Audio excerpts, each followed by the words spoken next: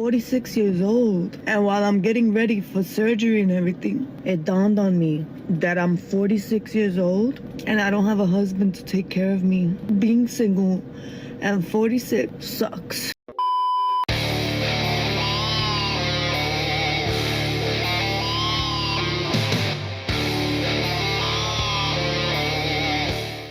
She had everything a modern woman could ask for, and she threw it all away. We've got a video for you here today from Alpha Central. Don't forget to like and subscribe on your way in, and let's get into it. Honestly, I gave up on men a long time ago. Like, RIP to my hopes of ever settling down.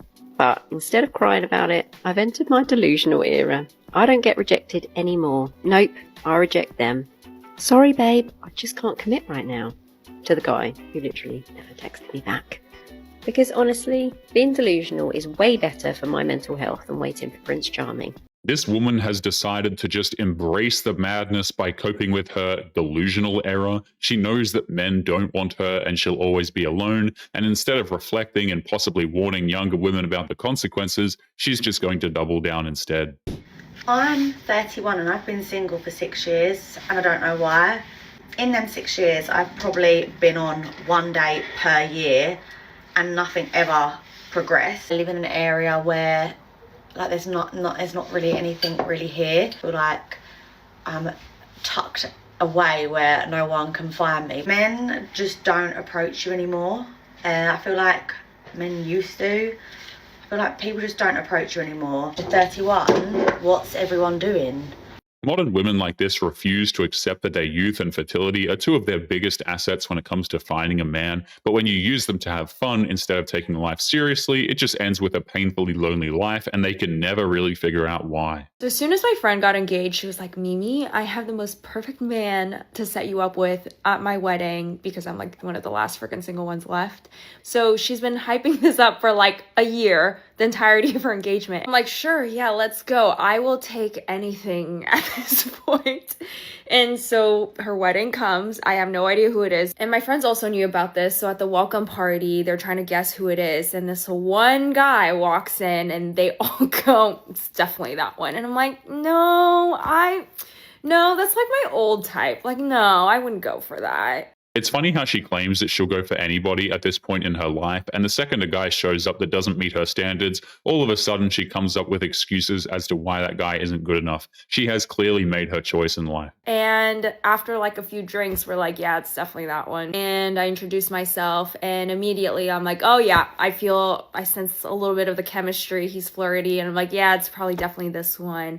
But then, to my surprise, I meet his friend next to him who was like a total green flag, and it was him. The one that she was trying to set me up with was the green flag. And I'm like, like trying to like gauge if there's attraction, and I think I'm kind of trying, but it just wasn't there. And I really like him as a person, but I was just like, I'm not gonna force this. This is why she's going to stay single for the rest of her life. Even when there's a perfectly good guy who would be a solid match for her, she throws it away because the chemistry wasn't there. I think we all know what chemistry means at this point, guys. It just means that the man wasn't attractive enough for her. So at first, I was slightly offended that my friend of 10 plus years still couldn't figure out what my type was and got it so wrong.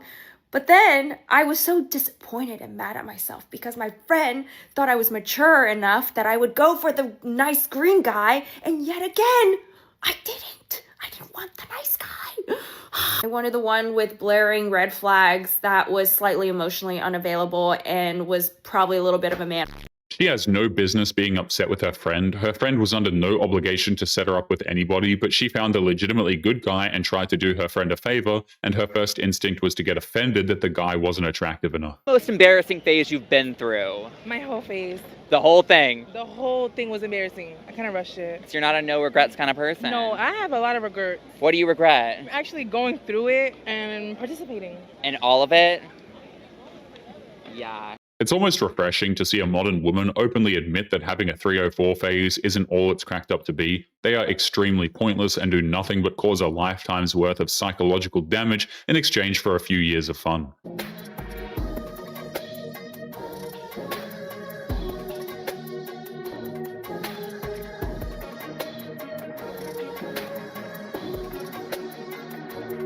We can all agree that cheating is a dumb thing to do, but it's also dumb to get back with the cheating ex just so that she could cheat on him in revenge. All she had to do was move on with her life, but she needed to do one of the dumbest things imaginable for no reason. And just by the way, guys, people who pull this kind of crap were probably cheating to begin with as well.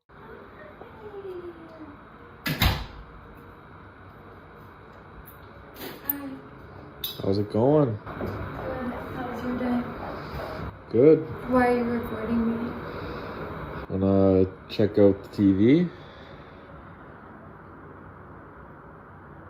That was for when I was looking for friends when we moved here. Friends? Really?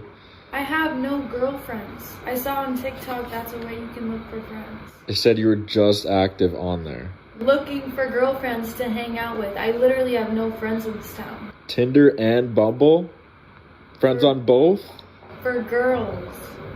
Really? That excuse makes no sense. If you want to make friends, you go out and do the things you enjoy and meet people in the process. You don't immediately go to dating apps just to meet people to make friends, and you most certainly don't keep it a secret either. Record me, I don't care! Record me, I don't care! Post it! Post it! Post it! I'm not even recording you. Post it! Post it! I don't care! I don't care! I don't care! Oh, I don't want you more. Hey, stop. What the f*** are you doing, bro? I need you! Take me back! Please! I'm going crazy! Please! Please! Please! She's not going crazy. She has already passed that point. Women like this never regret their actions. They only regret the consequences, and they expect to be forgiven and for the things to go back to normal. They avoid accountability like the plague. I'm not gonna lie, boys. Pulled up to her house. I don't know where to put this thing. I just want to like put it down and dip. I don't know about here. Walking up. I don't know. Just so her family could see that they raised a cheater as well. I mean, we could put it right in front of her doorstep. It doesn't matter. Oh, look at that. As a friend. Nobody can blame this guy for being angry that his girlfriend cheated on him. Any man would be, but this whole idea of going through elaborate plans to try and expose her is completely pointless. Just walk away and try to live a good life. That's the best form of payback. Oh, look. It's actually a funny surprise. I just want to... Look. Actually, just look. Just look. Why are you Actually, I'll show you. Here you go. That's a pumpkin I made for you. This is one for the Ring camera. What are you talking? She's a cheater. She's a cheater. Look at that. She's a cheater. My parents, She's a cheater. they're gonna see that. What is wrong with you? I have Let me get that. Hold on. Just so I could. What are you doing? I could just screenshot this. I could watch the Tyler, video actually, over. What are you talking about? Why Your are you I doing saw that? your Tinder 2 nights ago. It's over. It's over between us. But my parents. She's not even trying to lie to cover it up. She's more worried about how her parents are going to react to her cheating on her boyfriend, which really does go to show where her priorities actually lie when it comes to the relationship, hey? A lot of us grew up being very promiscuous. If you did not grow up that way, bless you, you saved yourself from so much damage. But because I grew up like that, when I got into a relationship that was actually a real relationship and now my marriage, I realized that I didn't have a desire anymore, even like for my husband. And although my husband and I would have, it was like really hard for me. Like I really had to push myself to go there. This is what getting a high body count gets you. A woman who's so emotionally detached from her husband that she needs to force herself to want to have bedroom fun with him. That's a punishment that no husband deserves. And it was like an internal battle I fought because I felt so bad. I'm like, am I not attracted to my husband? Like, why don't I want to have sex? Yada, yada. In the world, we are taught that it's better outside of marriage. With your husband, when you become one with them, is actually like the highest form of praise to God. Like our bodies were meant to have sex and meant to be unified with one another in deep intimacy. This is why men want women who haven't been with a whole bunch of dudes. Women like this are unable to emotionally connect with their husbands at all and can't form a strong bond whatsoever with them thanks to sleeping around in their youth. That is why their past matters. Out there that might be considering cheating for whatever reason. You had the dream life. Yeah. You had it. And then you went through all of that to sit where we are now with a repoed car, payday loans to pay it. Oh, I'm sorry. Just take your time. No, the fact that I had it all. You like, had it all. I had it all, and I threw it all away over student. There's no justification for what I did at all. Women like this prove that even when they find a man who will provide for them everything they could ever ask for, it doesn't actually matter. They will just throw it away anyway for cheap thrills. It happens far too often and just proves why modern marriages are just a waste of time. But I was 24. I was been until now. I'm still all ways. I threw it all away. I don't think I'm ever gonna have that life that I wanted with him. We're young. I'm 32. You may as well be young. There's time. Everybody has different timelines, right? Everybody has different ideas of how they want their life to be. I know how you feel about kids, sticky, icky, stinky, but and this makes what I did even worse. I have never wanted anything in my life more than to be a wife and a mother. And I gave that up. I gave both of those things up. It's obvious that even if she wanted to be a wife and mother, it wasn't nearly as important to her as going out there and having fun. If that's what she truly wanted, cheating never would have crossed her mind once. Now no man will ever trust her because you can't trust these people. I think I have realized that within myself. I feel ashamed to say this, but I feel like I've given my body to men just because I've wanted to be held. And that's not a nice thing to admit, but within my self-reflection over this year, it's like I have really given attention and my temple to men that don't deserve it, just because I have been looking for comfort. It's difficult to have sympathy for a woman like this when she's talking about her regrets from the set of her show. It sounds more like a call for sympathy than it is for a warning to young women to not sleep around. She's got to get clicks and likes somehow. So, real talk. I saw someone post about this the other day, and it's really been making me think. And I don't mind being single. I have friends and family and my daughter and my dog and work and things to keep me busy. I think the biggest thing is that I am not anybody's priority. Nobody, and that, when this woman said that on TikTok, I was like, wow. Nobody considers me or their priority. She has no idea how self-indulgent that sounds. Nobody is going to make her their priority. She needs to fill that role herself. There are plenty of people out there who will care about her, but people will prioritize themselves over some random single woman in her late 30s. Has anyone else who's ended up single in later life found that there's a real lack of anyone to do stuff with? Just because everyone's got their partners and their kids and their routine and their weekend plans and stuff, and then you just become this 41-year-old single burden that no one wants to go out anyway. That's because you're not supposed to be single and childless at 41. Her friends moved on to the next stages of their lives and she's 41. She never got the memo about what it means to get older. It's called growing up. She's obviously never looked into it. I just feel like people get to a certain point in life and they're just I don't know, you just stop wanting to have fun. You just stop wanting to leave the house because it's too much effort.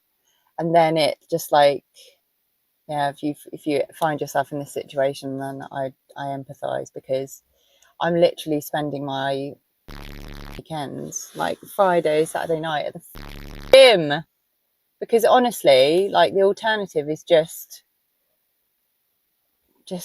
sit at home alone and be sad.